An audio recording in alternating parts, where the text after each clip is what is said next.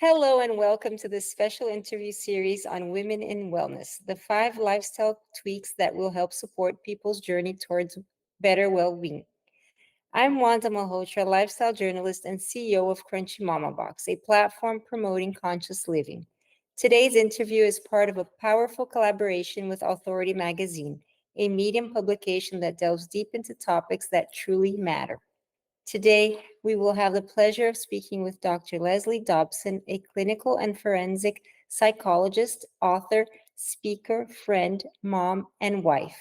She walked the halls with psychopaths and dangerous criminals for years, and she learned 3 important things. One, you need to protect your energy. Two, you must give yourself permission to be empowered and stand up for your life. And three, you must set boundaries in relationships to preserve your energy and life. This video is a special follow up to the written interview previously published. For a deeper dive into the complete conversation, follow my column to read the full interview. Now, join us for an exclusive interview with Dr. Leslie Dobson. Hi, Dr. Dobson. Thank you so much for doing this with us. Hi, thank you for having me on. Of course, our pleasure.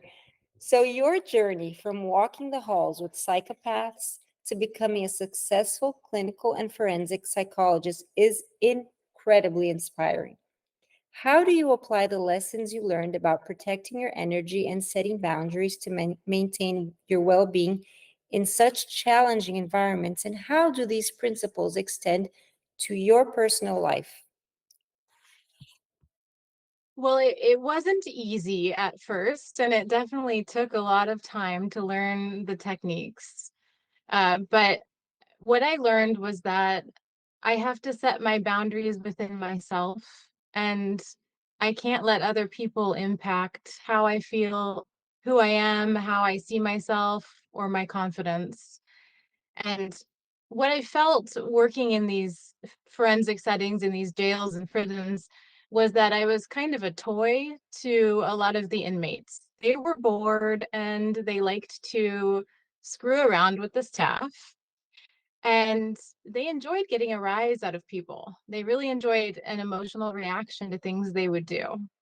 And at first, I was very reactive because I didn't understand what a psychopath was. I didn't understand manipulation. I was so young in this field.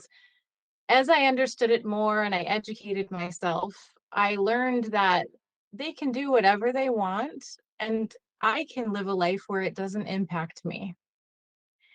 And that was a very powerful lesson.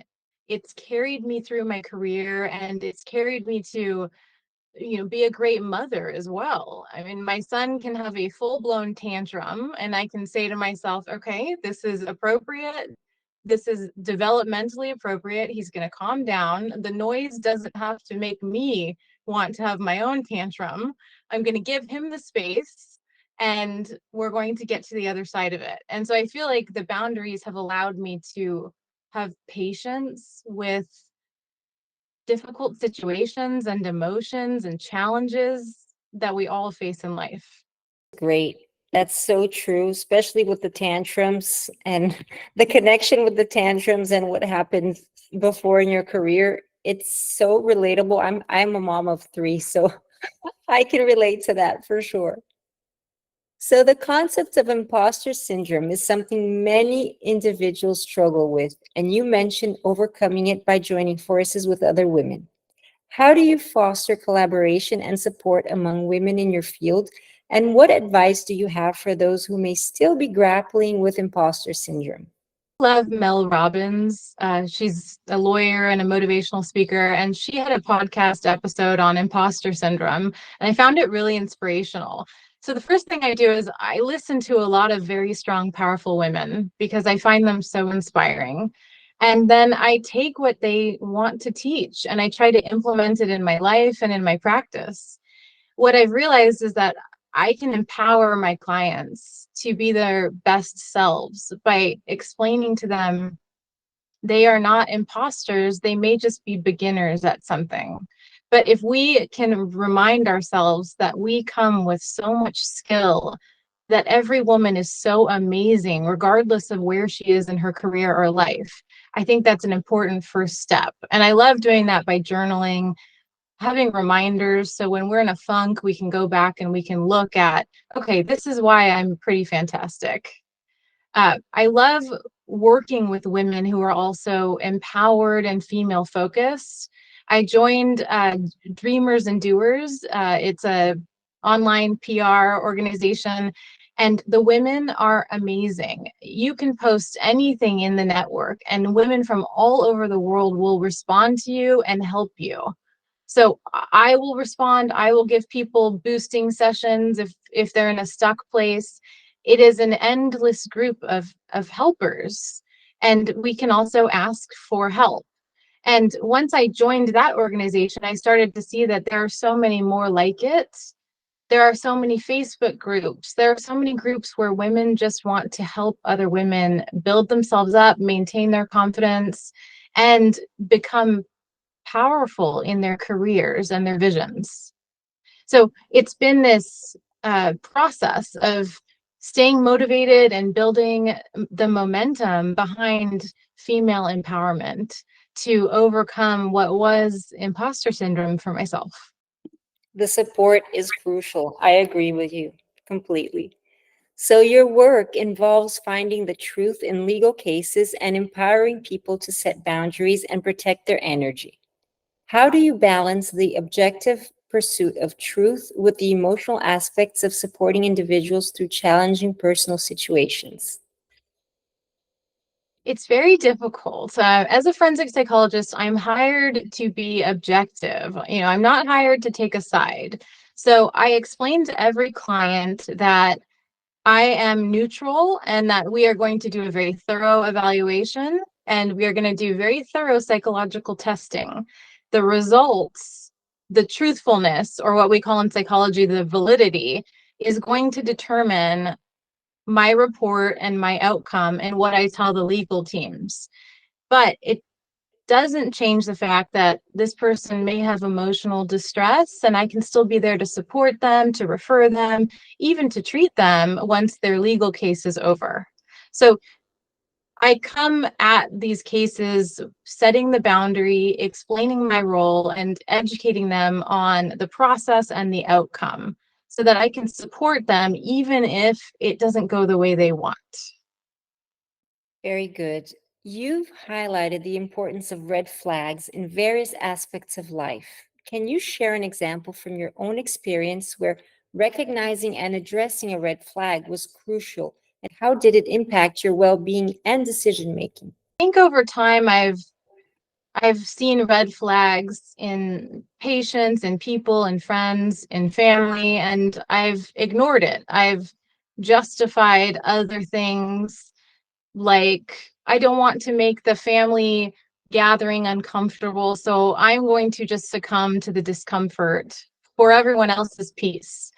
And what I realized over time was that was starting to drain me, and I wasn't being my authentic or transparent self.